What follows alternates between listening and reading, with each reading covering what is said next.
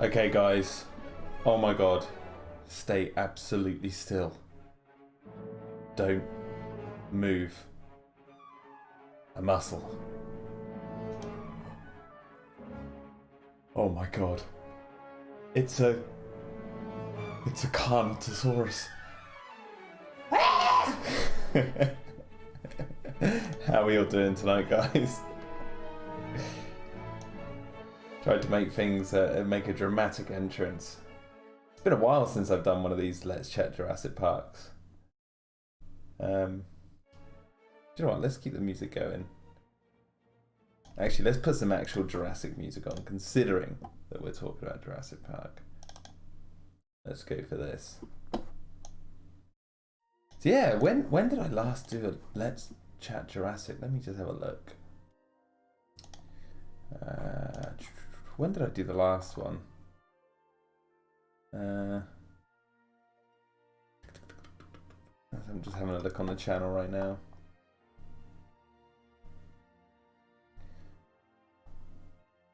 No, could have been that long ago. What the heck is it? The Fallen Kingdom special. Oh yeah, 1 year ago. Okay, so what date exactly? The 10th of July 2018, and it's now the 12th of July. So at 1 year and 2 days since the last Let's Chat Jurassic Park. So how crazy is that? I really hadn't done another one since then. But anyway, yeah, welcome. So who we got in the chat? We've got Stupid Dinosaur. He said nice performance on the Carnotaurus. Titan of Serpents. Shadman the Edgelord says, I love calling Carnotaurus the Satanosaurus. Oscar Sainton says, is it possible to boost the volume on your mic a bit, Jack? Yeah. Actually, do you know what? How about I just move it closer? How is that? Is that much better? It should be a little bit better, I think. Who else is in the chat? I saw some Ethan Coolbro Gamer, welcome. British Tyrannosaur, Oscar Stainton, and there we go. All good. Shadman the Edgelord says, I'm still hyped for Jurassic World 3, even though that comes out in 2021. Yeah. Do you know what? I'm actually going to... Oh, the mic's in the way now. Wait, where should I put the mic? Oh my god, I'm creating so much noise. There we go, that'll do.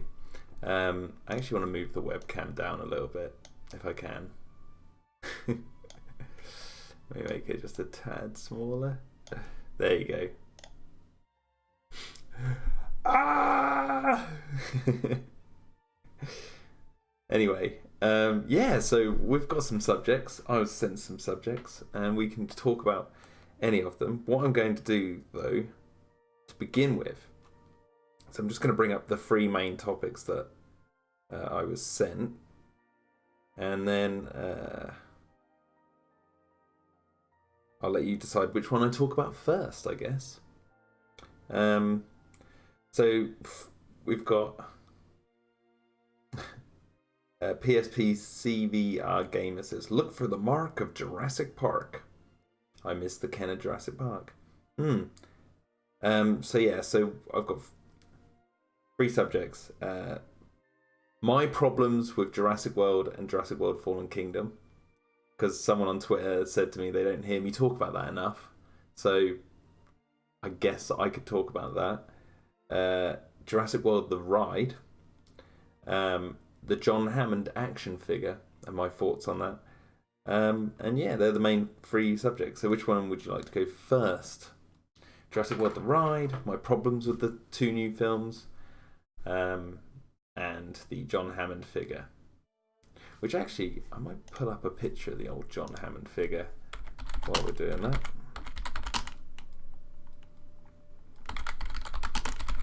And then what I can do is bring up pictures of the things I'm talking about. Wouldn't that be good?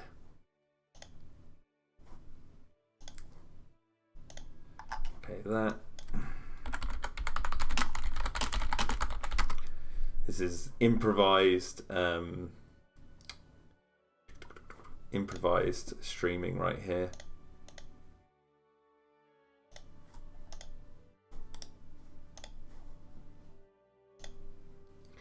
Yep, and the other one was and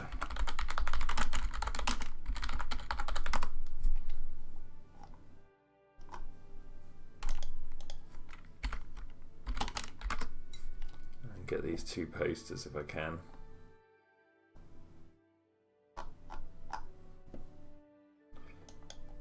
Oh, you know what? I'll save them individually then.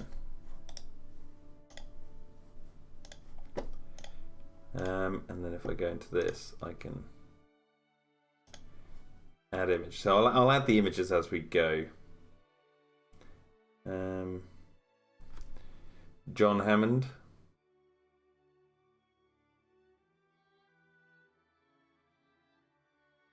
Titan of Serpents says, "I've just realised his face cam is on Owen." Yeah, that's the gag I was going for. John Hammond first. Hammond or the Ride. So we've got 2 for Hammond.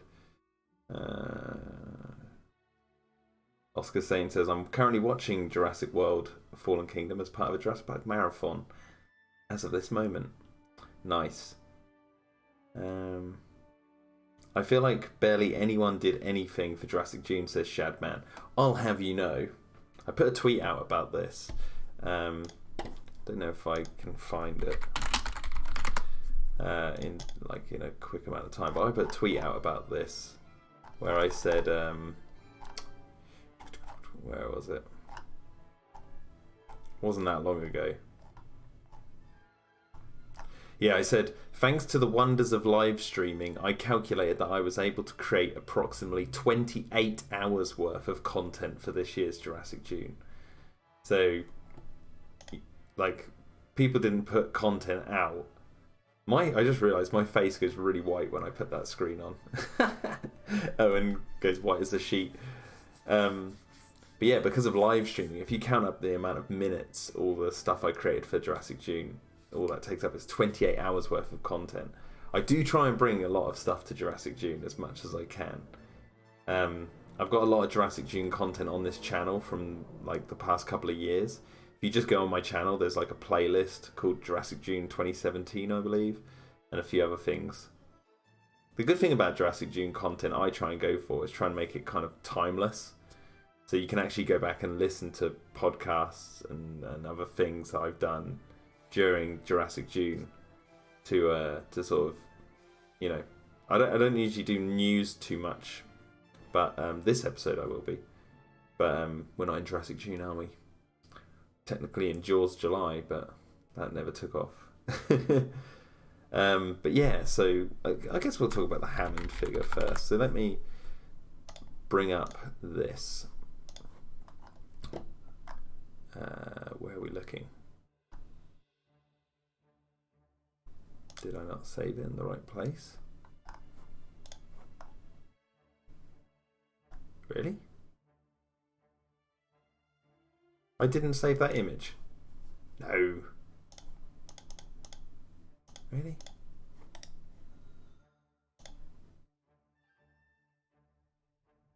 Oh, I see. It's not a JPEG I was trying to blow.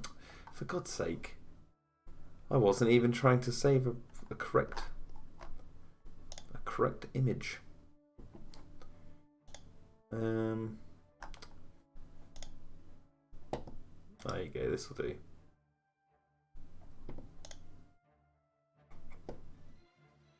I'll use Jurassic Outpost picture.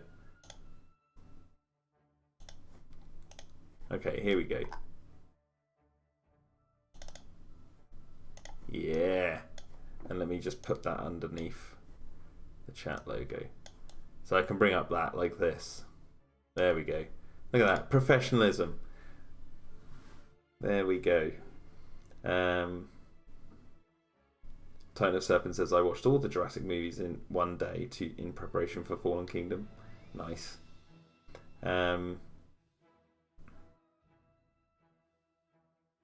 Yeah, nice, Shadman. Right, okay, so my thoughts on this John Hammond figure. It's probably going to be a pretty brief. one, obviously, I just want to get it out of the way that it is incredible that after 26 years, you know, when we were growing up as kids and stuff, this was the one action figure that I was like, oh, I want that so badly. However, obviously, as we know, it never came to pass. It is incredible that it actually just became a thing that, you know, happened. And, like, I feel like, personally, I feel like I'm a little bit past my time in sort of enjoying the figure in a playful notion. Like, obviously, I don't really do that stuff. If I'm going to play an imagination, I'll work on Dino-Defenders. That's how I kind of deal with that growing up. You know, that's play for me, is creating worlds and all that. Instead of action figures, I've got a paintbrush. So I'm super jealous of the new generation who get to enjoy this figure, and also the fans who are from my generation that will enjoy it as well. It just looks insanely cool and exactly what we wanted, you know, back in the day. And I think testament to that is, you know, oh wait, I'm just upping something, the saturation on that.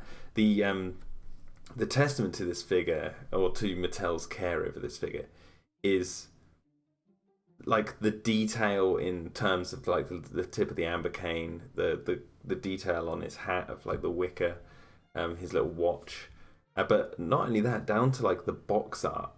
They decided, even though like the sleeve that it comes in, is like reminiscent of the Kenner days. However, and yeah, as you were saying, Titan Steppers, you could put it on display, which is true. But obviously, when you take it out of the box, it's the classic Jurassic World Legacy box sort of art. But it's incredible to me that that Mattel, they knew like that sleeve, just the simple cardboard sleeve, would be enough to make this one of the most, I'd say, like,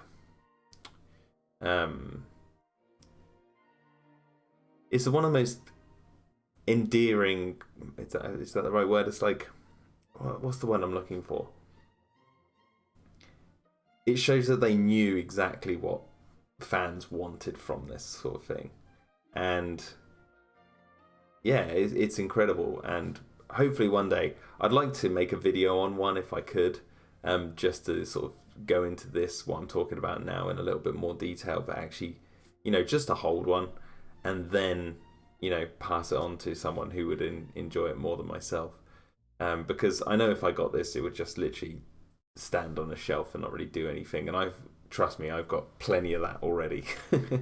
You know, stuff I've collected over the years. Yeah, so my other thoughts on this, though, however, I've watched a few videos on this. I've watched the Victoria's Cantina video, where she looked at it, and Brad Jost's video, the Jurassic Park podcast. I've watched their videos on it, and you know, it's like with videos today, and when people do toy reviews, I kind of feel like it gives that toy to everyone who, for people who don't play with the toys, you're gonna look at it. That's all you can really do. Use it for lighting reference. That's what I do with some of the toys and stuff that I have around me. I'll look at how light bounces off them when I'm painting and all that sort of stuff. And people might use it for like photo shoots. But for the most part, like, if I want to look at this figure, you know, instead of being on a shelf, I'll just watch a video on it now. So I'd just pass this on to someone else. But I would like to at least hold it in my hands just once, just to be like, yeah, I held it. I had the John Hammond figure in my hands. Sounds really kind of wishy-washy, but hey, there you go. That's just me. Do you think we'll ever get a Roland Tembo figure? Asked the Trash Picture Show. We had one. Came out with The Lost World. Gosh darn it. No, I know what you mean. You were wondering if Mattel will do a Legacy line version. Who knows? I mean, if the demand is loud enough, I guess, maybe. We'll see. Yo Connor Poole, welcome. Says, what's up, dude? Chris Durden says, hey Jack, are you going to do a Jurassic Park 1 anniversary collection video like you did for The Lost World? I don't know, maybe. Maybe on the 30th anniversary. It's a little way off though. PSP CRV Gamer says they need to do a Ray Arnold figure with a cigarette hanging from his mouth, sitting at a computer. That'd be fun. I'm surprised the fact that they haven't made a Doctor Wu figure, and I'm surprised that that hasn't happened yet, considering the fact that Wu has been in 3 movies, 2 of which, or 1 of which, has come out during the time of Mattel, and you'd think Mattel would recognise that this is an important character. You know, we should make a figure of him. It's amazing. You could put him in the Legacy line, or you could put him in the Jurassic World line. That's the key to Wu, because he's appeared in 3 movies, so he's appeared in the same amount of movies as Malcolm, and more movies than Grant, Ellie, Lex and Tim, who appear in 2 movies. So yeah. Trash Picture So says, also, how did you not get so sentimental selling your JP and Alien stuff?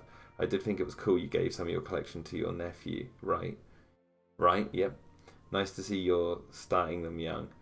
Well, the thing is, it's like I said, like, items, I do have things on the shelf around me, as I mentioned before, but they're like more personal items. They're not like, you know, I have 1 or 2 maybe that fall into the category of just like right next to the camera. I've got the Herrerasaurus from Mattel. It's blue tacked to the top of my screen. This red Herrerasaurus. It's like posing. I don't know if I can turn the camera. I can. It's like posing right on top of the screen next to the camera. But the reason I bought that was not so much for... Oh no, I've ruined my Owen head now. Wait, I need to be like this. Yeah. It's because that, I don't know why, the look and design of that toy really has inspired a look of certain things in Dino-Defenders, which is something I'm working on, as you all know. So I use it as inspiration, but I'll give it to my nephew when I'm done with it, like, because that's the good thing about having a family member who is like obsessed with it as much as I was at his age. He'll take any of this off my hands. Which I don't blame him, and I'm planning on eventually just giving it to him all. He's at that young age at the moment where he really slams toys down and stuff, so it's like I don't want to give him some of the really old stuff just yet, like maybe when he's just a little bit older. Yes, I do like the T-Rex, Ethan Cool Bro Gamer. But the one thing about this figure that got everyone talking in a sort of negative light, because everyone praised it for the look of the John Hammond figure, and you know, and the box art and all that sort of stuff, and how they actually made a John Hammond figure. That's, you know, a good thing to praise. But a lot of people were sort of focusing in on the fact that this was a San Diego Comic-Con exclusive, so that means it would be a very lucrative figure. My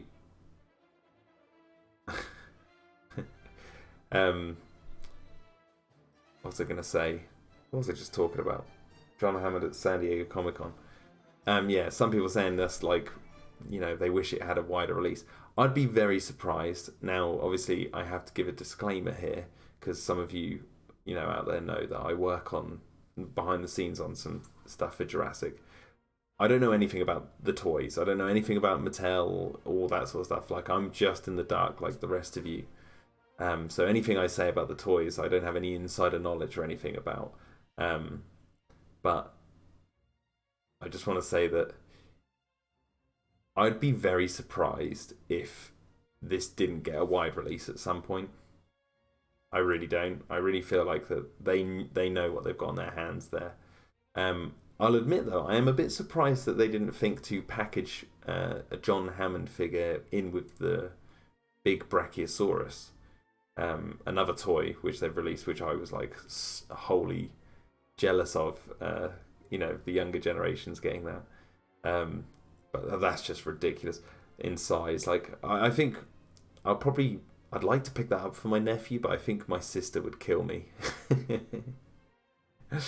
uh, but anyway, yeah, I'd be surprised if this doesn't get a wide release. But if it doesn't, I have said on Twitter, I think that it definitely should get a wide release, so fans out there can enjoy it.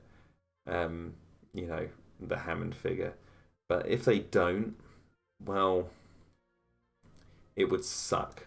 But at the same time, what can you do? I mean, if that's the way they want to do it, I'd package it in with the Brachiosaurus or put him in with other.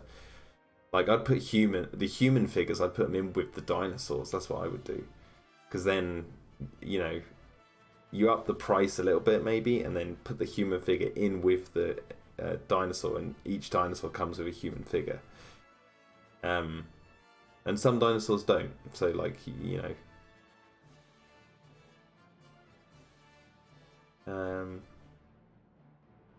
Trash Picture Show. Any news about the Jurassic World Camp Cretaceous series? Nope. I'm completely in the dark about that. So your guess is as good as mine as what's happening with that. Ethan Coolbro Gamer says, do you like Jurassic Park 3? I love Jurassic Park 3, but I also rate Jurassic Park 3 6 out of 10. It's my very specific rating. I do love it, but I have a kind of weird relationship with Jurassic Park 3. Again, if I just turn the camera around, I don't know if I can. No, I don't think I will be able to. No, there's a Jurassic Park 3 poster. Wait, let me see if I can.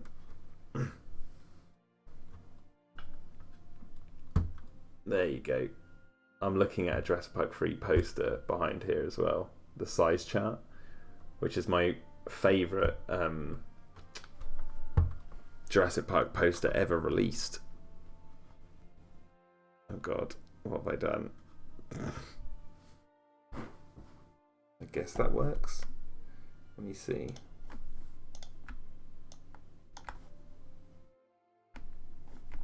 But let's just... Oh, there you go. I'll move my head down. Oh, look at that. There you go. Now I'm Owen.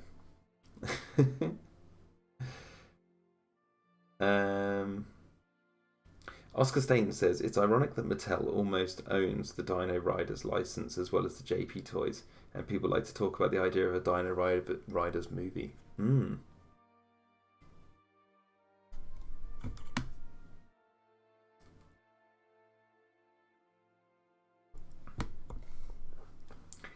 Have you done a top Jurassic Park, Jurassic World kills video yet, man? Says Trash Picture Show. No, I haven't, but that is something to think about. Maybe I will do something like that. But anyway, let me get off this John Hammond subject for now. Yeah, love the figure. Number one, love the figure. I think it looks amazing. Love the box art. It's incredible that it exists. 2, I'm hoping it gets a wide release so every fan can enjoy something that has taken so long to come out. And 3, where's my John Hammond? So I can just hold him once and then pass him on to someone else. Come on, where is my John Hammond? No, I'm joking. But yeah, that's Hammond. Ba-bang, there he goes. Say bye-bye to Mr. Hammond. Top 10 Jurassic Park Blades of Grass, says British Tyrannosaur.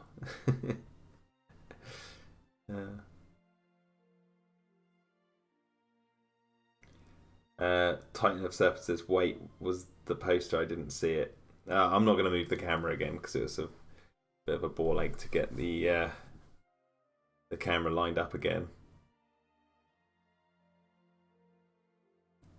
Chadman says, I remember being terrified of Jurassic Park 3 as a kid when the hybrid raptors jumped and one started doing a roar. And also the DVD menu of Jurassic Park 3 with the raptor peeking through the 3 slashes. Yeah, I remember those DVD intros. Ethan says, it's weird. Jurassic Park 3 was the first Jurassic Park movie I saw. and I've seen it the most, but it's my least favourite.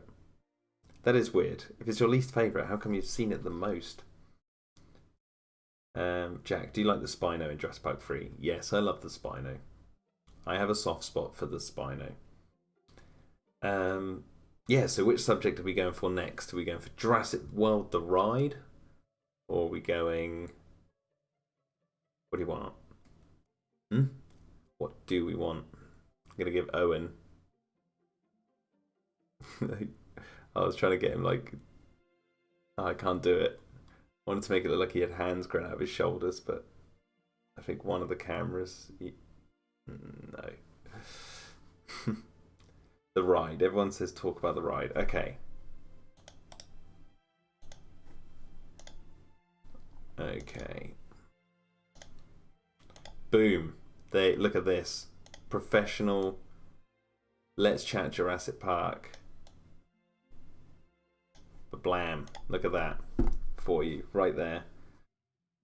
The ride. Obviously, I will have to give my thoughts on the ride once I've ridden it properly. But I have watched one of the first person view videos on YouTube, and you can quote the whole of Jurassic Park 3 movie, even cool, bro. That's good to know. Yeah, so I managed to go on the Jurassic Park ride a fair number of times. I think about 5 times in total. The one in Los Angeles, and I also went on the Jurassic Park ride in Universal Studios Japan, along with the flying dinosaur ride they have there, which I've made videos about all the Japan videos on my channel. So to hear that they were going to take down the Jurassic Park ride and replace it with the Jurassic World ride, I was like, it makes sense, because had you been on the one in Los Angeles, because I don't believe they are changing the one in LA. No, LA, what am I talking about? In Florida, they're not changing that one to a Jurassic World ride. They're building a new ride there, I believe. But when I initially heard that they were changing the ride over to a Jurassic World ride, yeah, I thought that this makes sense, because I'd been on the one in LA, and it was on it was on some anniversary when I first rode it, I believe. Was it the 20th anniversary? Must have been the 20th. But they were gearing up for an anniversary or something. When was 2014? That was the 21st anniversary. Yeah, that was it. But anyway, point is, I went on it, and I was amazed that I was on it finally, and I was so glad I was going on the original Jurassic Park ride and all that sort of stuff, the very first one. But my goodness, was that it was just full of dodgy animatronics that looked so old and out of date, and the car didn't come down the wall, it just tipped over the edge and you could hear a roar. And then like the numerous times I went on afterwards, like the car just wasn't even there, and or like it was there but it just didn't do anything. And then there was like a couple of times we went on it last year, 2018, just before it closed.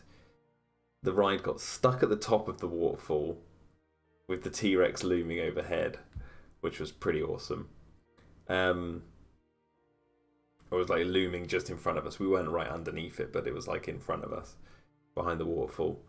And the other time, so when the ride started back up, the T-Rex then came out, is what I'm trying to say. But then then we went on it again, and the T-Rex didn't even come out. So like the ride, the Ultrasaurus looked like it had a broken neck, all this sort of stuff. It was begging for something, for a revamp. And I watched what they'd done, and like I'm amazed what they managed to achieve in the short amount of time that they did the update. Like it seemed like yesterday that they were closing it down and you know, putting out the news that they were going to refurb it. And now it's open. I believe it's today it came open. So it became open to the public.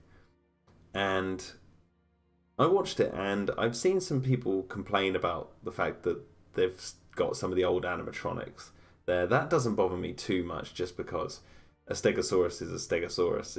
If it's an old animatronic from 1997, I think that's kind of funny because you can kind of imagine it as that's one of the original Stegosauruses that they cloned. But anyway, that's besides the point. But the old raptor paddock, that I did agree with. There was the old raptor paddock was still there, and I feel like they had a missed opportunity. They could have made it look like an overgrown old raptor paddock rather than just slap a new Jurassic World logo or whatever they did on it. It would have made more sense to, I think, to have had that, at least that little bit of the ride all overgrown, and then had Blue make her first appearance there, and all of the raptors, have all four of them stick their heads up out of that. So it kind of, well, no, actually, yeah, so all four of them. So, and you could have them with the headgear on, and they're like looking around.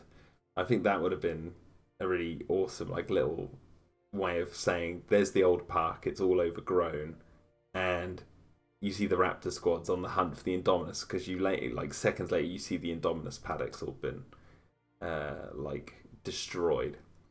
And I figured, like, how much would it have been to have just to make that thing look overgrown? Because I mean, it looked old anyway, so like you just add a few more plants over it and break some of bits off and make it look damaged, like weathered and all that sort of stuff. And I think it would have been cheaper, in my opinion.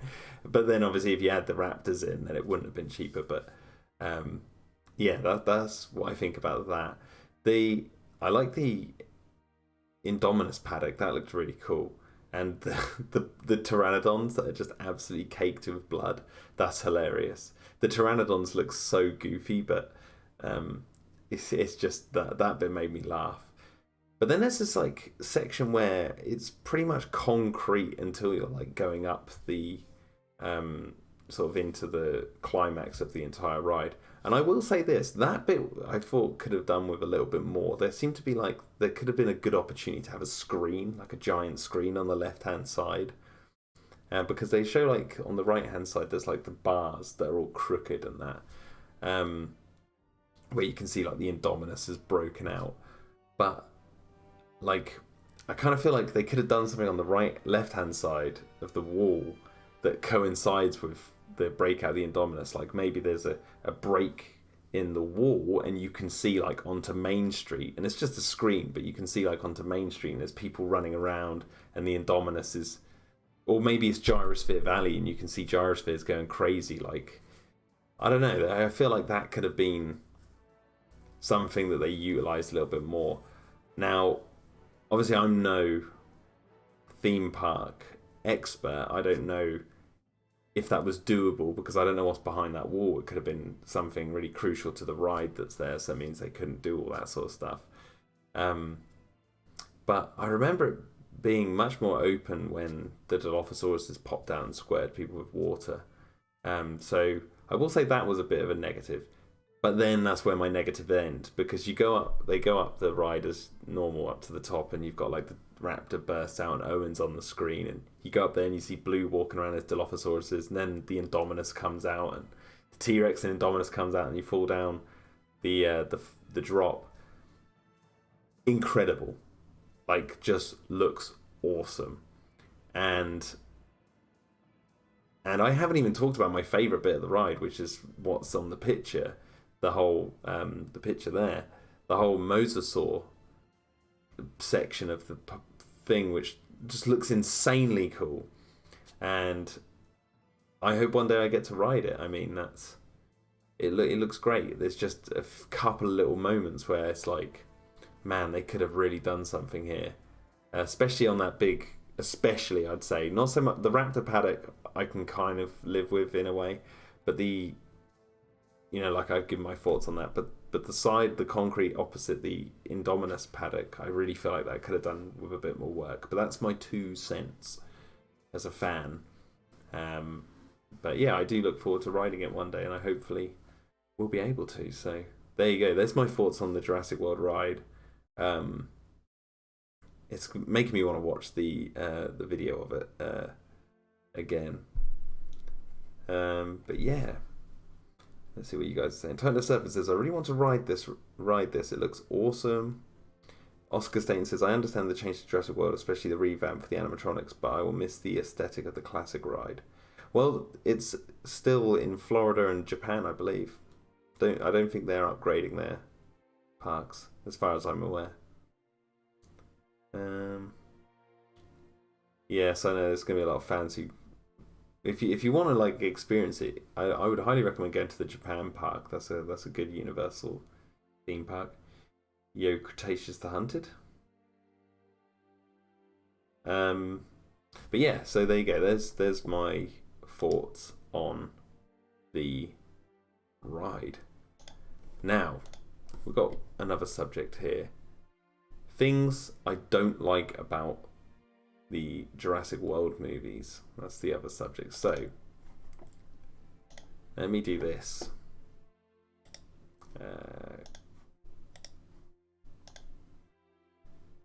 Yeah.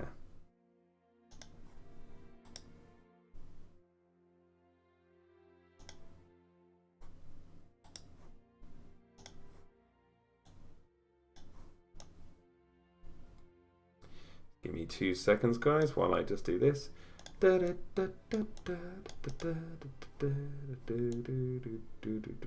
Oh god, we've got loads.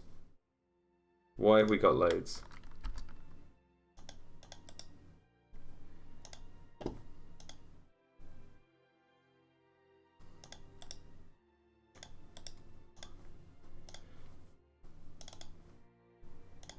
There you go.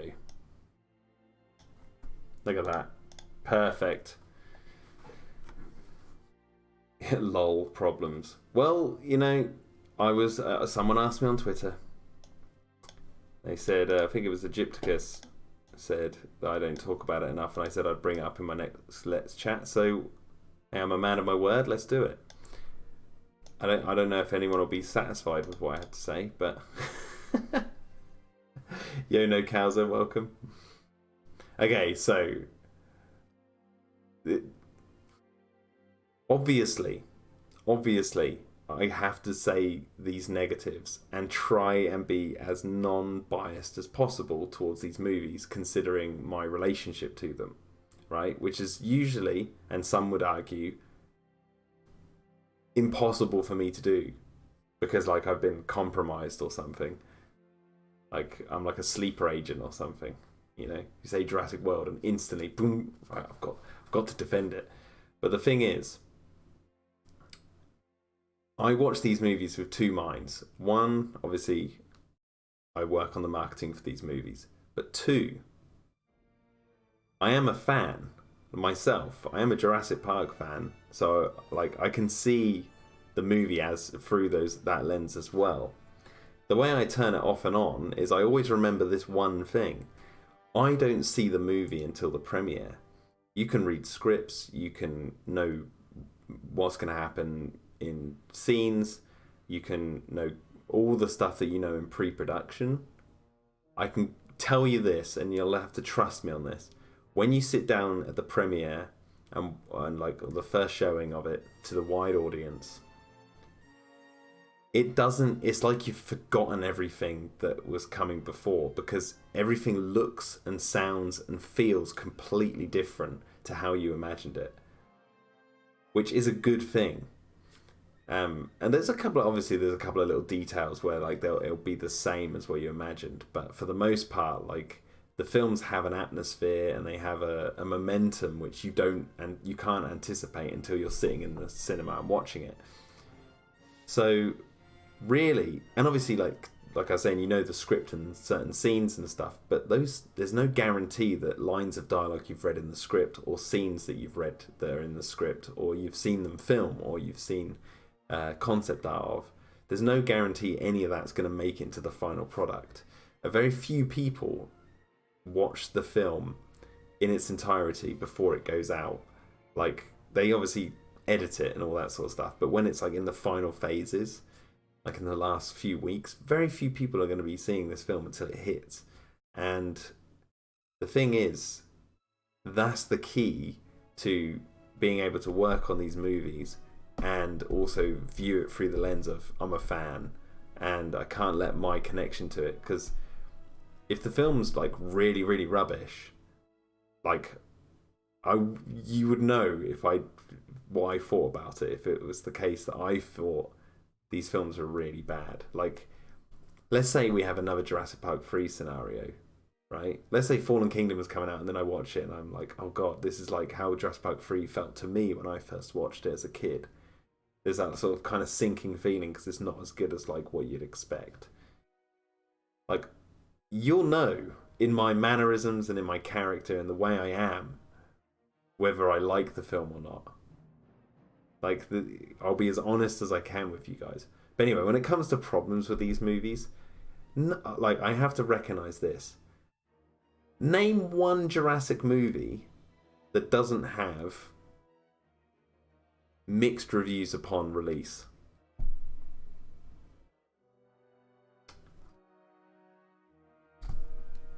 You can't.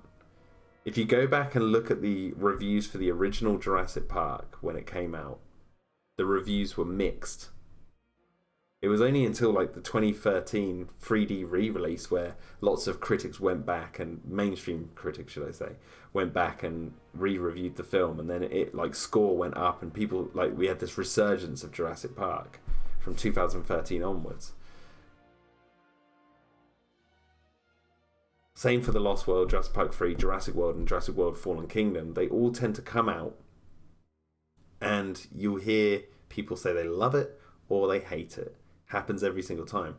The reason why Jurassic Park is remembered as being such a game changer is mainly down to the fact that it brought CGI to the forefront of the conversation when it came to special effects.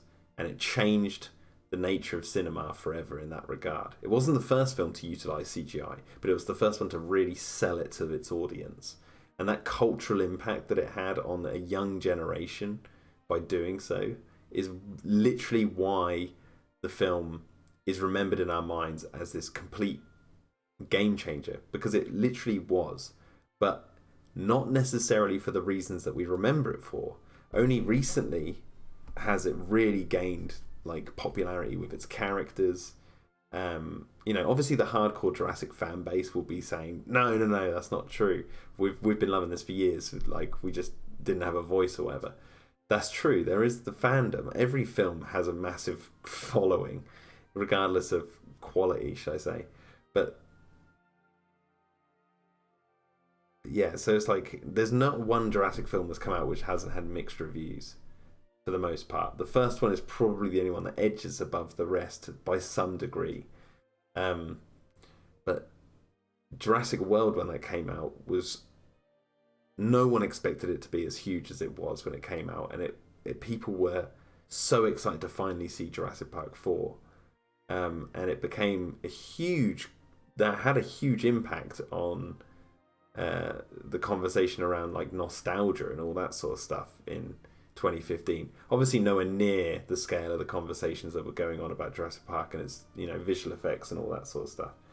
But yeah, my point is that like I recognize that all these films, they do very similar things even from the beginning, and there's not been one film that hasn't been released with, like, there hasn't been a film that's been released without mixed reviews. There hasn't been a sequel released that hasn't been met with more negativity, should I say, than the original. I think when The Lost World came out, it did definitely get a bit of a worse, bit of more negative leaning reviews and stuff compared to the first one. But what I'm trying to say is that each sequel has had its pros and cons, or mainly cons, thrown towards it by people who really didn't like them. There's not one film that does that.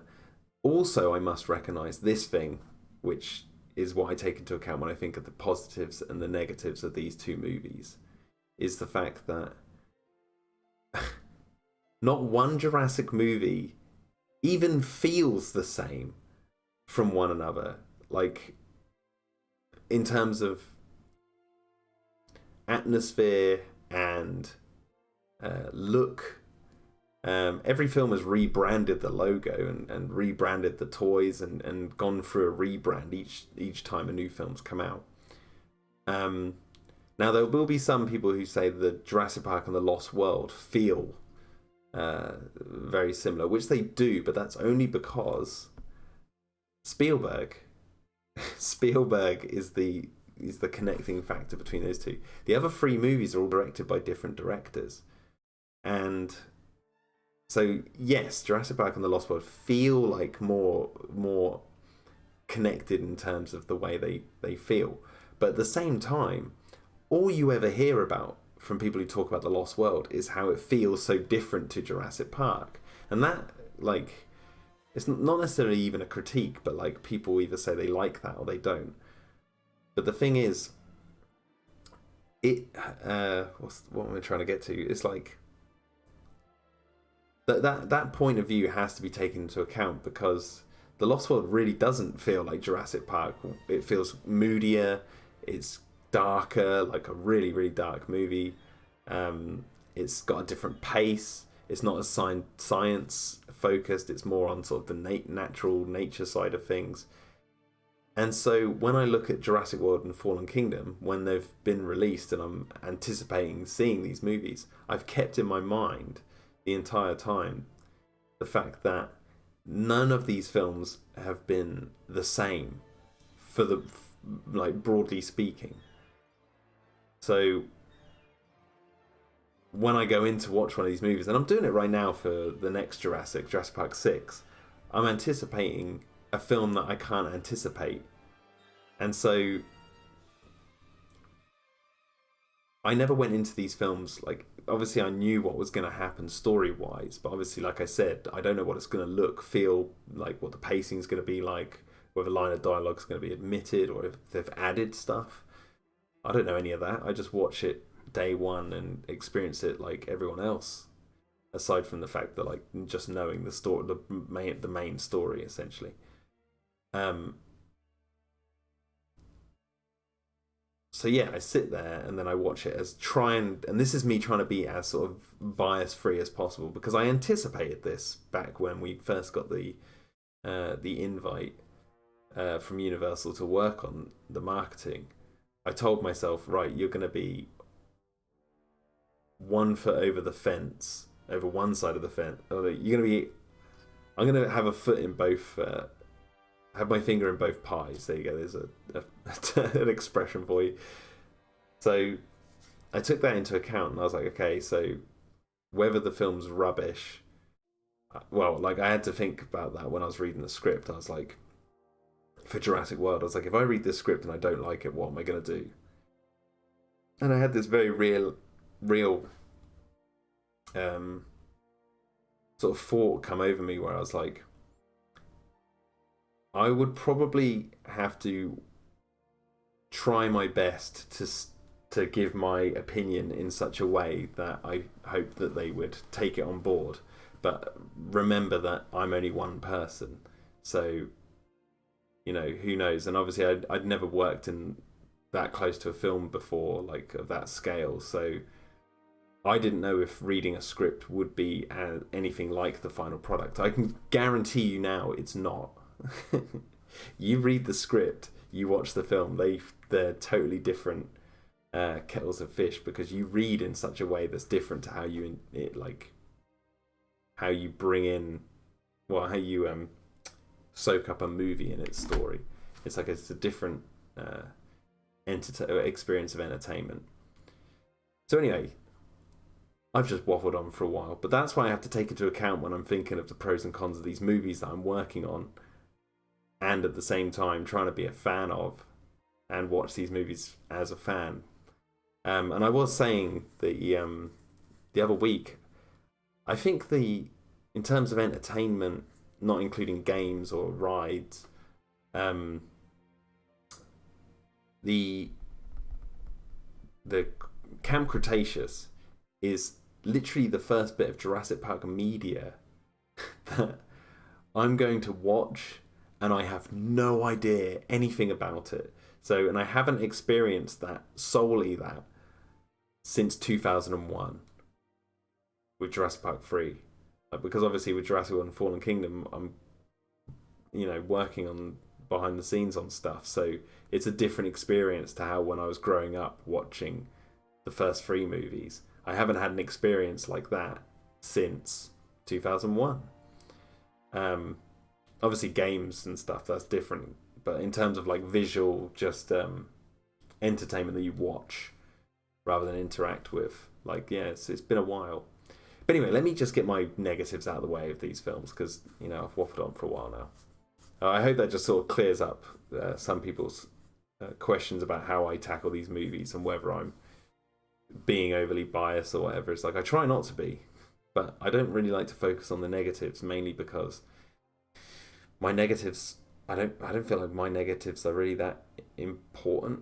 Like, it doesn't really bother me. But anyway, Jurassic World, let's do that one first. So Jurassic World, the negatives I have about that movie, I think, and I've probably said this before in live streams, but let's just list them here. I don't like the bird is CGI at the beginning of the film. I really think they could have filmed a real bird, because, and the reason for that is I like the gag. I think the gag is funny. You know, the foot comes down and it pans out and it's a bird. I like the gag. Not funny as in like roaring laughter funny. I mean funny as in it makes you think about how birds are dinosaurs, that kind of thing. And it's like a visual sort of gag. I like that. But at the same time, the fact that the bird is CGI kind of takes away from the end of Jurassic Park, where they see the pelicans and they're real birds and Grant's looking at them. And I feel like had it been a real bird, that message would have been a little bit stronger than a CGI one, because you can tell it's not a real bird. So you're like, oh yeah, that's a negative for me, which is I kind of become hypocritical of, because the lion at the end of Fallen Kingdom, the T-Rex roars at, is a CGI lion, and I'm perfectly fine with that. I don't know if it's just because CGI's gotten that good. The lion looks real. Like, I don't think the lion looks fake at all. Whereas the bird, I can really tell that it's CGI. Great CGI, but you can still tell. But that's my negative for Jurassic World there. I also feel like I kind of lean towards the idea that they could have shown more of the actual functioning park.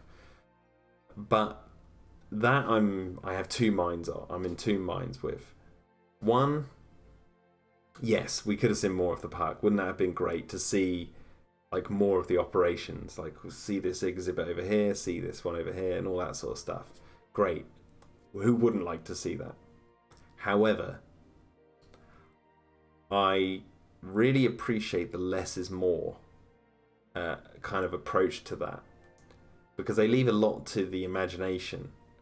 And I feel like that's really important when you're telling a story like Jurassic World, because obviously it's on a huge grand scale, and you've got these dinosaurs running around, and you've got them smashing into aviaries and helicopters crashing and all that sort of stuff. I feel like there's a tipping point where it might have become too indulgent, and especially with the park, 'cause the park being open is literally one of the main draws of that movie, if not the main draw. I mean, it's on their tagline of the film, the park is open, as you can see on the poster. So I really feel like that. I feel like they got a good balance of it, you know. And you look in the background and see a lot of the kind of CCTV cameras. You know, oh, did I spot something? There's the Pachycephalosaurus being sedated, and you don't know really exactly where that is. Well, you know, you can see on the map kind of roughly where it is on the island, but you don't know like what the terrain around there looks like and all that sort of stuff. And they give you glimpses of like the Cretaceous cruise and all that. But I really think like they did enough with showing the park. But I do lean towards the idea that they could have shown more of the open park during the opening montage. But then again, I don't know. I'm satisfied with the film as it is, but I do completely understand that sentiment. So it's not really a negative for me, but That's the closest I can get to it.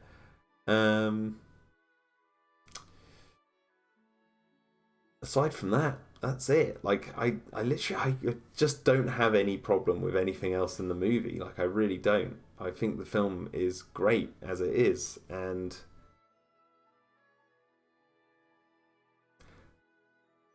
hmm, no, I don't know. I'm just trying to think. I'm just trying to think if there's anything else. Hmm,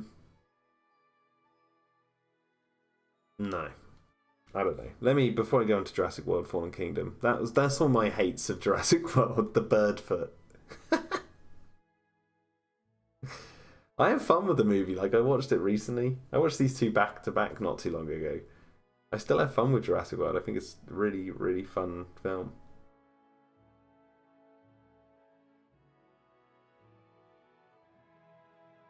Um,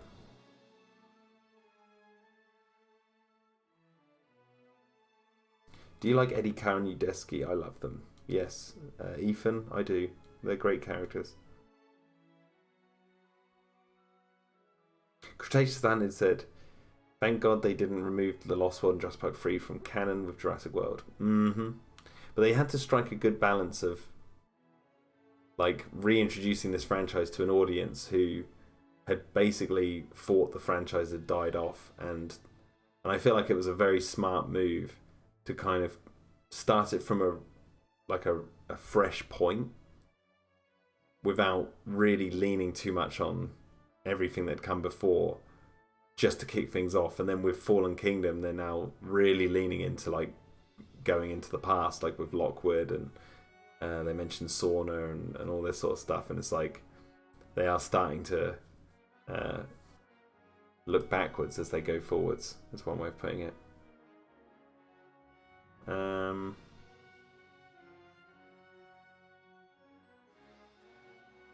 Let's talk about Shrek. um, you make a good point, Jack, says Cretaceous the Hunted. Hmm.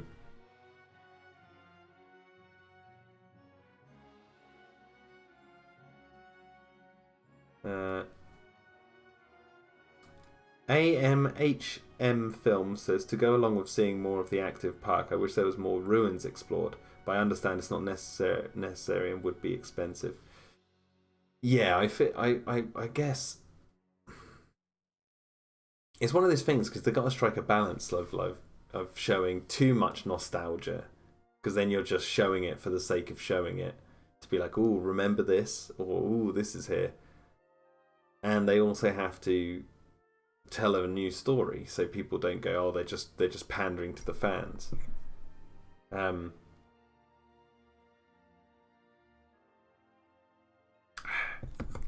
um, it's like when the boys go into the visit center in Jurassic World, and you only see like a brief bit of that building. It's like the same kind of nostalgic.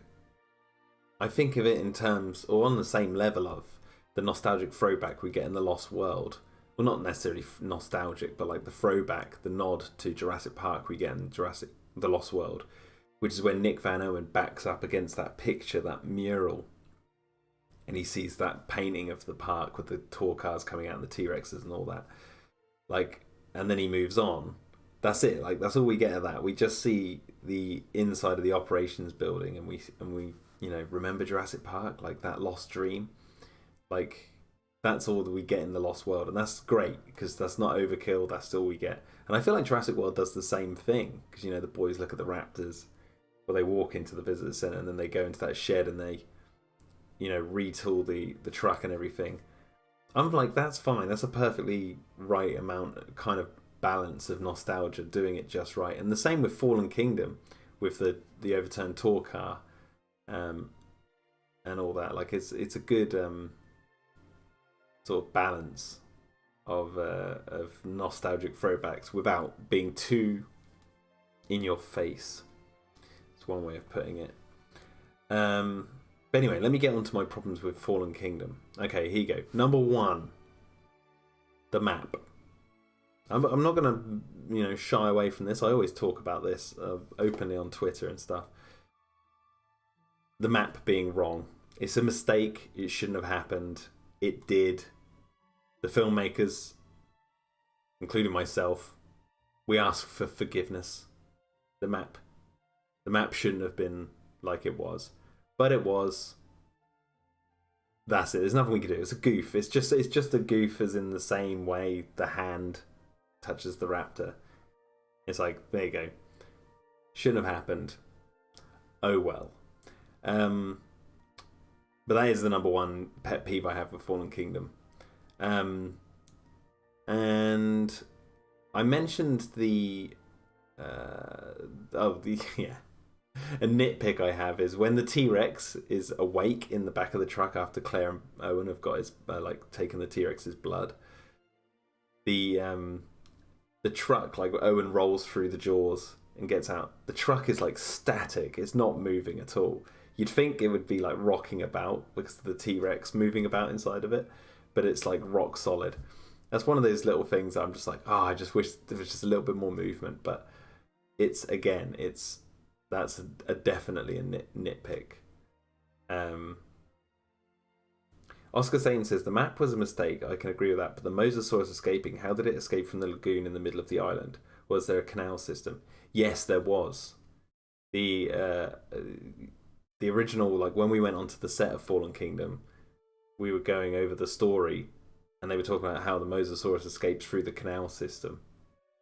It's like it's all flooded and and all got rained on, and the ground's moving because of the volcano and stuff. So like the Mosasaurus is able to get out because the island is shifting and the canal system, the gates are left open and all that sort of stuff. I believe on one of the maps it shows like all the rivers and all that. Yeah. I didn't even think about the truck rocking until you pointed it out. It says AMAHM Films. Yeah, it was one thing I noticed on a viewing recently, and I was just like, oh man, why did I have to spot that? It's a nitpick, but it's like, you'd think the truck would at least be rocking a little bit, but it doesn't. And then my other sort of, I'm going to say it's a quasi-negative for Fallen Kingdom. And I'm sort of in two minds of this again. The aspect ratio, the black bars, sort of above the top and bottom of the screen. I do find it somewhat jarring to go from 4 movies where it's open screen, full screen picture, to something that's like a letterbox. I'm like, that stylistically, it's not consistent in that regard.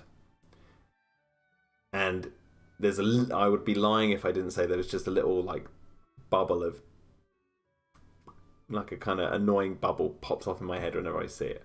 However, if I was to just ignore the other 4 movies and look at Jurassic World Fallen Kingdom as it is, it's a gorgeous movie to look at with the letterbox. Like, it looks so good. But I wish for consistency.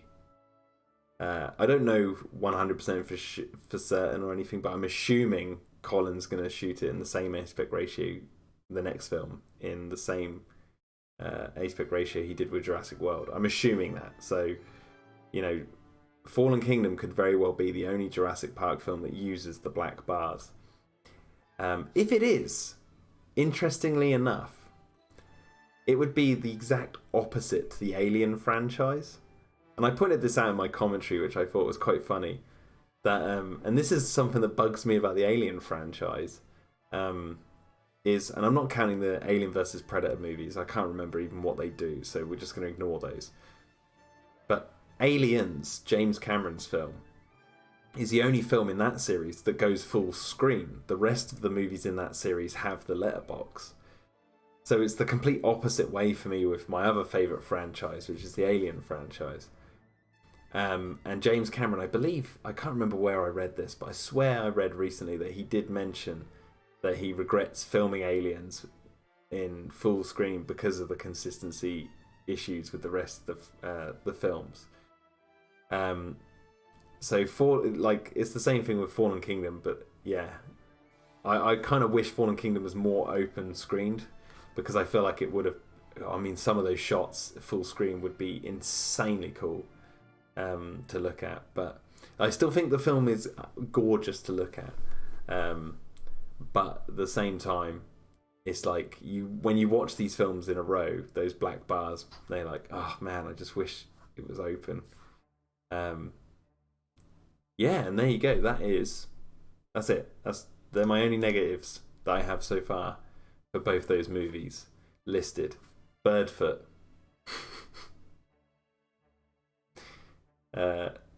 Potentially we could have seen more of the park, but I think they did a good balance. But I understand that argument. So aspect ratio of Fallen Kingdom. Again, film still looks beautiful though. Truck didn't wobble. The map. 5 things. There you go. 5 things for 2 movies. It's not bad. That's what I think. And that's why whenever I do like stupid ratings of these movies, any film that I like over, if a film in a like, that's why I laughed at my 6 out of 10 rating for Jurassic Park 3. If a movie goes over 8 out of 10, you've got to say you love the movie. So why not just say it's 10? Why the 2 points? I don't get it. So that's why I put all films I really like. Anything that I would consider an 8 and above just becomes. What are you saying? Sorry. Ethan Coolbro says Godzilla 1998 is the best Godzilla movie ever, period. No, it's not. It's not. No. You want to hear my thoughts on Godzilla 1998? I've got a review for the film on this channel. Just go find it. You'll hear my thoughts on it. But yeah, no, what was I saying? Yeah, that's why I rate these films 10 out of 10. And and I always say that I class Jurassic Park, The Lost World, Jurassic World, and Jurassic World Fallen Kingdom all equal. Because why would I, if it's 8 out of 10, like what's the 2 differences? That means you're going to get it on Blu-ray, and that means you're going to watch it regularly, right? Surely if you rate a film 8 out of 10, that's something that you would, especially in a franchise that you love, you'd just buy it and you'd be watching it all the time. So that's like a movie that you would call something that you really enjoy. So why would you just call it 8 out of 10? I don't know, I don't get it. So that's why they're all 10 out of 10 for me. And then Jurassic Park 3 is a 6 out of 10. Because I think it's not an average movie. It's just a tad above average. But it's still a far cry from the others, in my opinion. And it's the thing is, like, the other negatives I hear for the world movies that I'm always joking about. Like, I'm always joking about the blue filter. I see, like, loads of people, I've seen it since 2015, constantly talking about how the Jurassic World movies are too blue. They're too cold looking. They don't embrace the warmth of the old Jurassic Park movies. And then I watch the old Jurassic Park movies, and they use a lot of blue filters. And there's a lot of blue in the movies. I'm not feeling the warmth as much as other people do, I guess. But it just makes me laugh. I usually just do that as a joke. And then like other things like the comedy. British Tyrannosaur says, I literally cry myself to sleep at night over the blue filter. Actually, do you know what? I'm going to do it. I'm going to do it. You have no idea what I'm about to do, but I'm going to do it. Are you ready?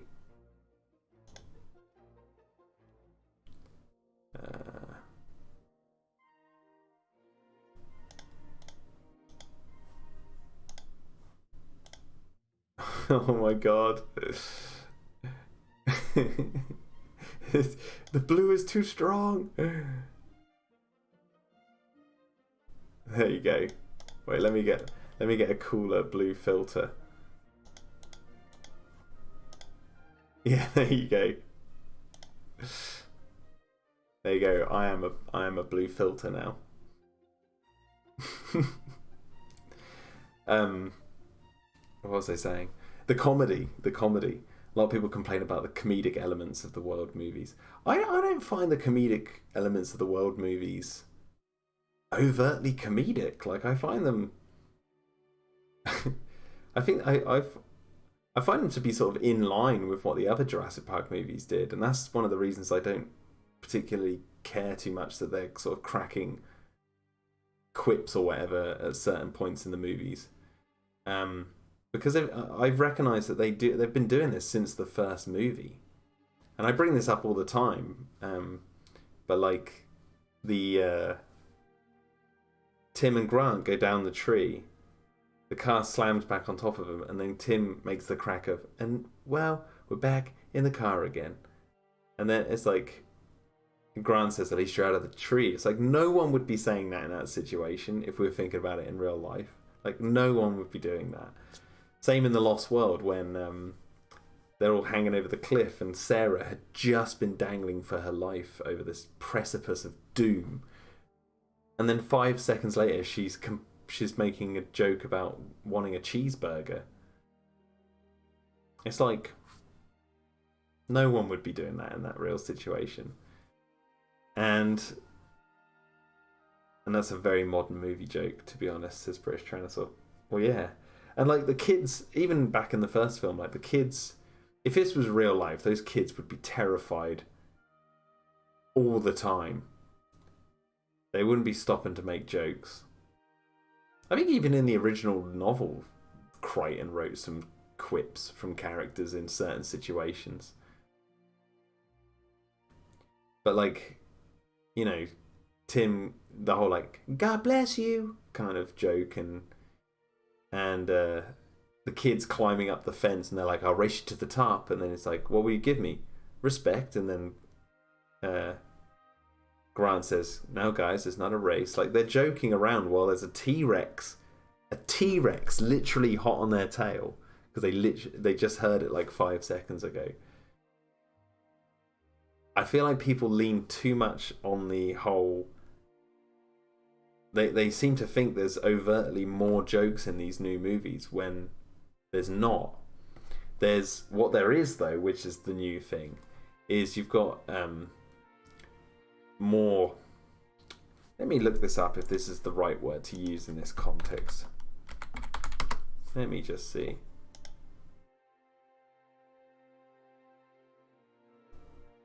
Okay, yeah, that's a good way of describing it. There's more bravado in Jurassic World than there was in the Jurassic Park movies. And I fully understand if someone doesn't like that. I do get it. But I don't mind it. And the reason I don't mind the bravado of the Jurassic World movies, I'm just going to double check that I am getting that word right. Yeah. A swaggering show of defiance or courage. There you go. The reason I think that we see more bravado, or at least my interpretation of the increase in that kind of feel of these movies, is the fact that we're watching a world where they have lived alongside dinosaurs for the best part of, or even more, 2 decades. They have an open theme park that's been open for 10 years. Like, the people's relationship to these creatures has changed.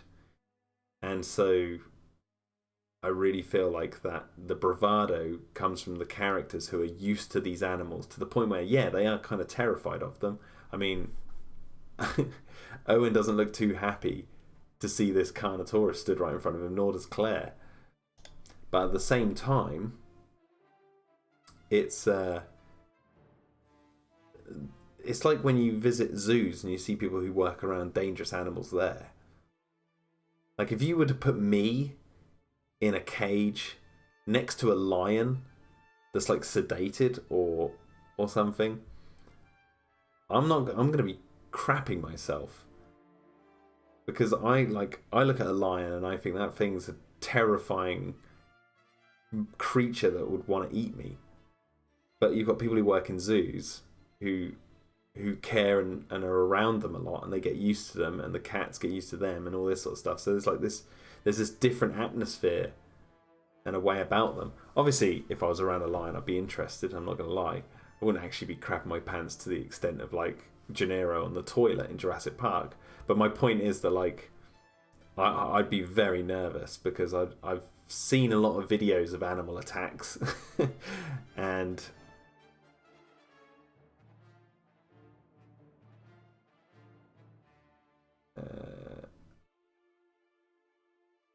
let's just do that.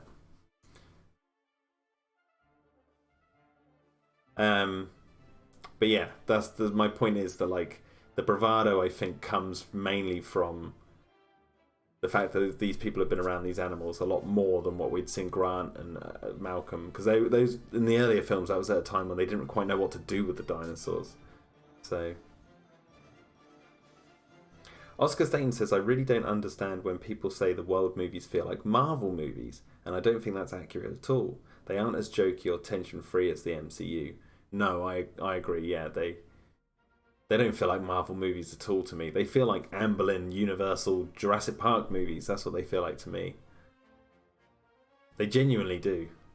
That's what, like, the one thing I'm so thankful for out of Jurassic Park 4 and 5, Jurassic World and Fallen Kingdom, is the fact that, to me, my own personal experience of these films, they feel so Jurassic. And I don't say that lightly. But the Marvel movies, I don't get when people compare them to Marvel movies, mainly because the Marvel movies aren't even like each other. Like the MCU films change from film to film in terms of style. There is this kind of quippy beat to a lot of them. That's what I think they're leaning on when they say Marvel movies. But at the same time, you're right. They are a little bit more jokey, aren't they? I mean, Spider-Man's on an...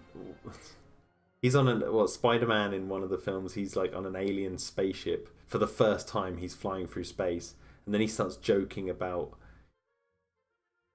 Have you seen Aliens? And they're like blowing this guy out of an airlock. Like, it's... to compare the Jurassic movies to those movies, I feel like it's completely redundant. It's ridiculous.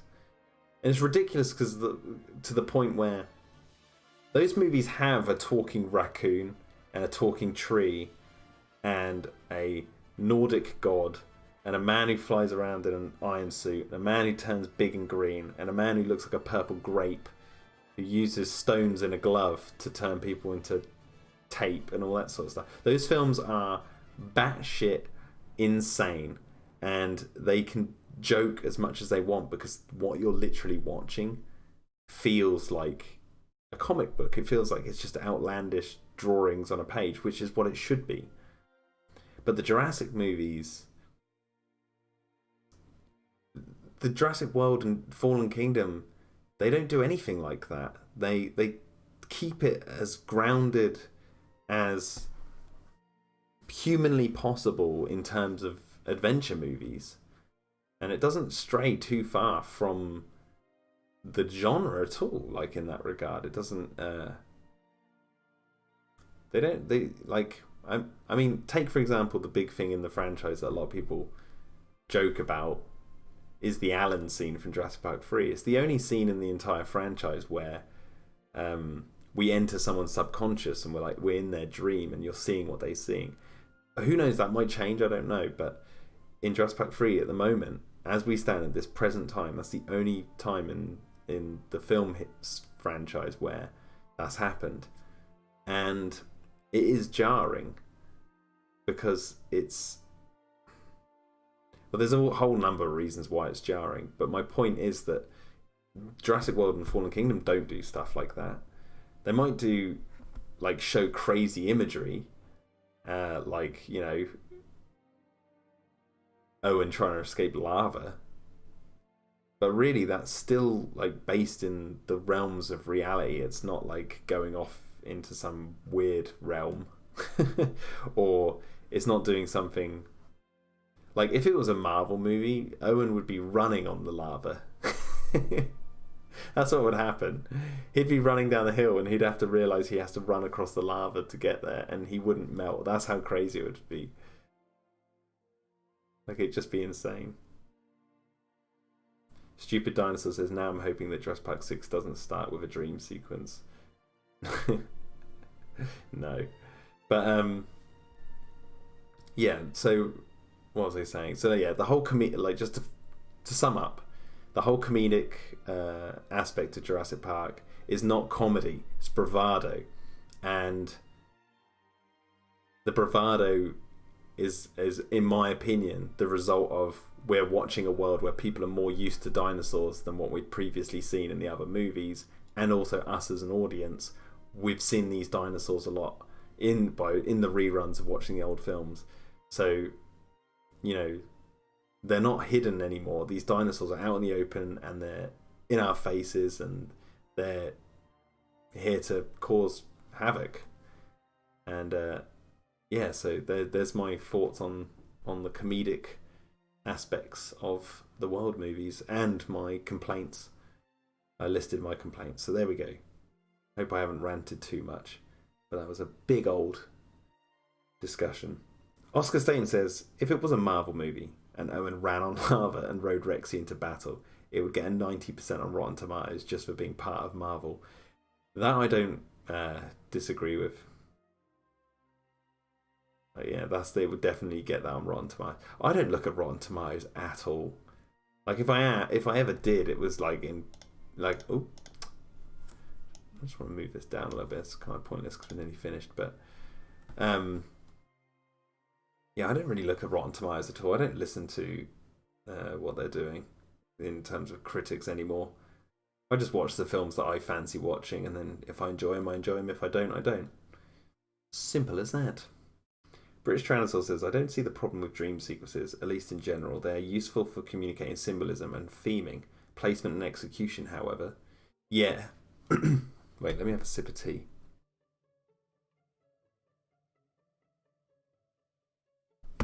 It is all about execution. Don't get me wrong. I don't have anything against dream sequences.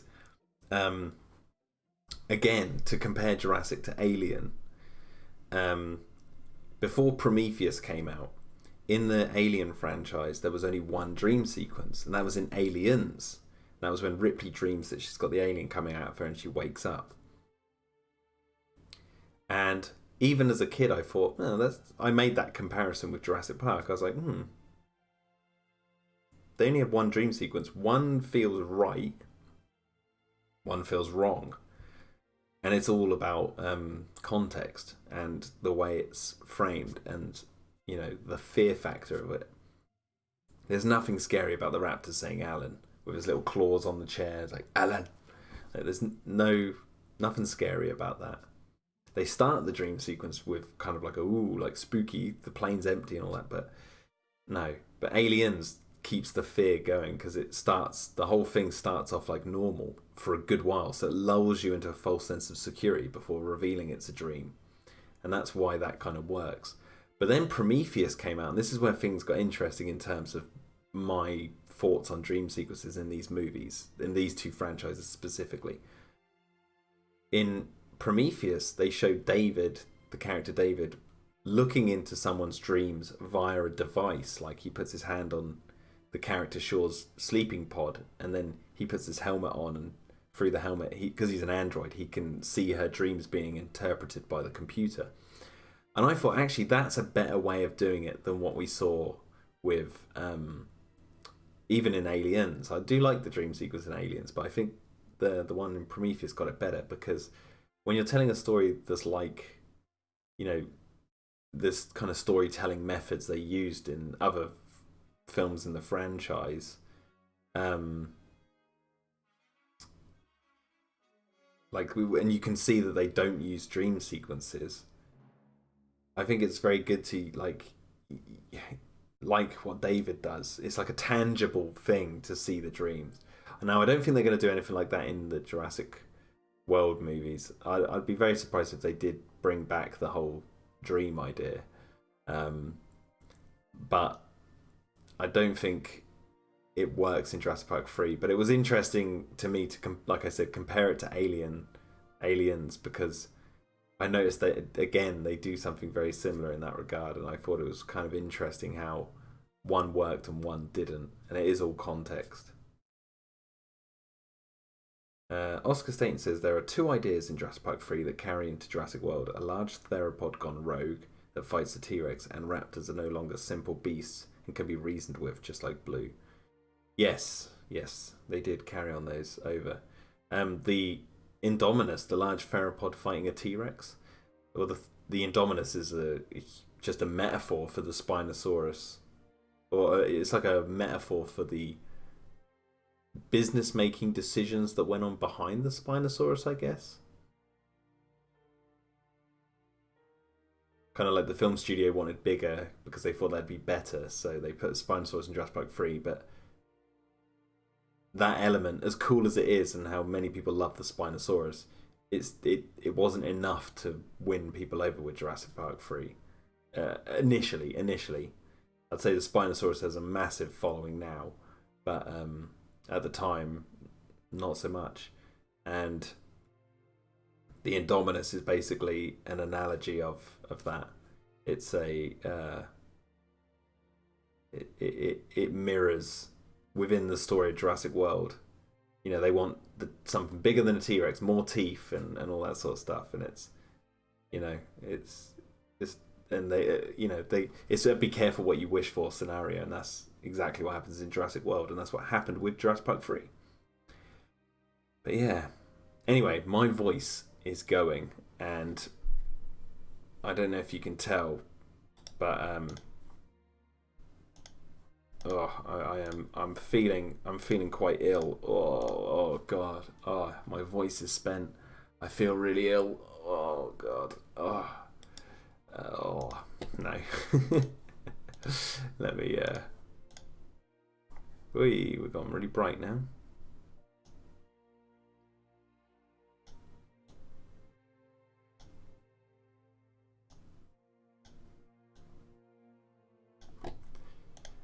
There we go.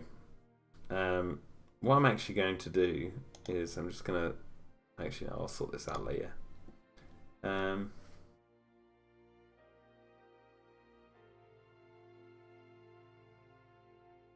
British Tyrannosaur says, then again, without Jurassic Park 3 doing those things the way it did Jurassic World, as we know, it wouldn't exist. Exactly. And this is why I love Jurassic Park 3. Because it brought us all what we've got now, which I really like.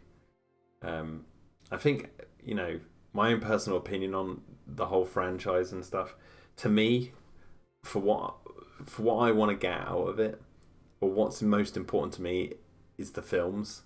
And if I like the movies, I'm everything else, my own personal feelings on that, I don't really care. Like, the toys, I enjoyed Jurassic World. The toys came out and they were awful, and I'll get behind everyone to say they're awful, and I have my opinions on other aspects of the franchise. But as long as the films are okay, or like as long as the films aren't like down at Jurassic Park 3's level, I'm 2 thumbs up. I'm happy. That's because the films are the most important thing for me, because they're the thing. We're not getting any more books, obviously. You know, we probably wouldn't have got any books anyway had Crichton been alive. I don't think he would have written a 3rd one. But they're the most important thing. So I'm just happy that these films are, in my books, doing things right. Even with a couple of little goofs here and there. But name a Jurassic film that doesn't do that. So anyway, guys, I'm going to end it there. I hope you've enjoyed this Let's Chat Jurassic Park. Thank you everyone who's turned up. There's been a lot of going on in the chat, but I can't know if there's anything I missed. There's a couple of little things. I'll just read this out actually. Stupid Dinosaur said, before Jurassic World came out, I saw the photo of Owen holding onto the bars of the raptor paddock, and I was so excited because I thought it was the old perimeter fence. Oh yeah, I remember that picture. Yeah. Anyway, yeah, I hope you've enjoyed it. I think when I want to say like I'd like to do these because I can't talk about the next Jurassic movie and anything that I'm attached with to the franchise. So like I can't talk about stuff too much. I do love doing these Let's Chat Jurassic Park because if you can't tell already, I freaking love this franchise. But at the same time, there's certain things that I can't talk about. But when Camp Cretaceous comes out, I would actually like to do like a review of each episode as we're watching it. And I'd do it as like Let's Chat Jurassic Park, Camp Cretaceous special, or like a series of these. So whenever like, but I think I don't know how they're gonna release it on Netflix. So it's like, if they do dump the whole series on there, then maybe it'd just have to be one Let's Chat Jurassic Park. But if it was a weekly thing, which that would be kind of cool, because then we could like record one of these a week after watching the episodes. But we'll see. But yeah, I'd like to do a Camp Cretaceous Dino Jam, as Oscar Staten's saying, in 2020 with these Let's Chat Jurassic Parks. So, because I originally did plan these to be more frequent, but as I've been more involved with this stuff, I obviously can't talk about a lot of stuff, so I have to do them at sort of select times. But anyway, right, I'm going to head off. I hope you guys have enjoyed it. Thank you very much. If you haven't already, subscribe to the channel, hit the notification bell, follow me on Twitter, or most importantly, forget all that. Forget what I just said. Go to the Patreon. Where's the link? It's down there. The Patreon link. And help support this channel and my animated series, Dino-Defenders. I've been, I don't know, you couldn't tell maybe you could tell the other night, but I've got a little bit of stubble coming because I have been trapped inside doing live streams and painting for the last, near 72 hours. My wife's away, so I thought I'm going to do a lot of painting, get a lot of stuff done. And so yeah, I've done a lot of painting for Dino-Defenders, and that helps. My Patreon helps support that series, but also helps me produce stuff for my YouTube because I can work on it a lot more. So spread that link around, and yeah, I hope you guys have enjoyed tonight. Thank you everyone who's come, and I will see you later. Bye bye.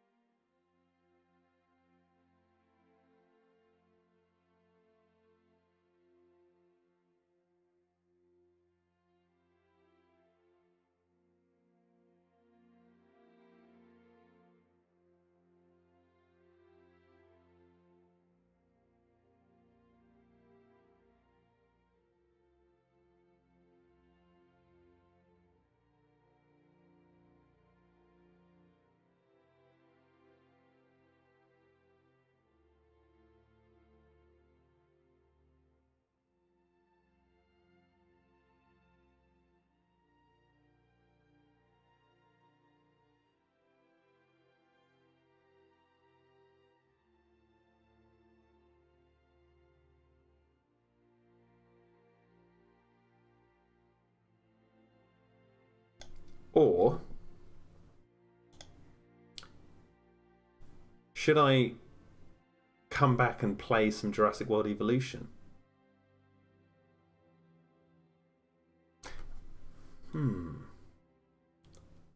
What say ye? Let's see. Is anyone still in the chat?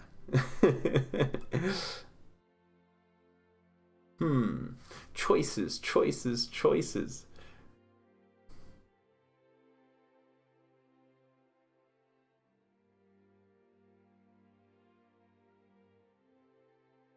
No. The Red Raptor says, I'm still here. No, I think everyone just buggered off. Alright. I might be back actually to play some Jurassic World Evolution, but I might not. It looks like everyone's gone. Alright. See you later, guys.